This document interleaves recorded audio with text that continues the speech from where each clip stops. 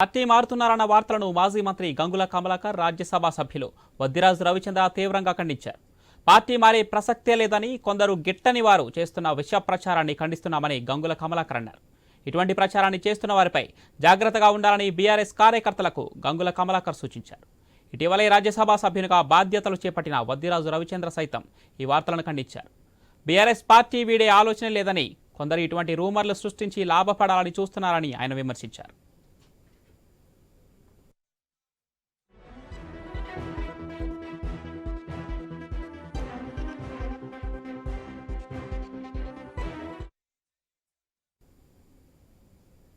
Party మారుతున్నారన్న వార్తలను మాజీ మంత్రి గంగుల కమలాకర్ రాజ్యసభ సభ్యులు వద్దిరాజు రవిచంద్ర తీవ్రంగా ఖండించారు. పార్టీ మారే ప్రసక్తే లేదని, కొందరు గిట్టని వారు చేస్తున్న విష ప్రచారాన్ని ఖండిస్తున్నామని గంగుల కమలాకర్ అన్నారు. ఇటువంటి ప్రచారాన్ని చేస్తున్న వారిపై జాగ్రత్తగా ఉండాలని బీఆర్ఎస్ కార్యకర్తలకు గంగుల సూచించారు.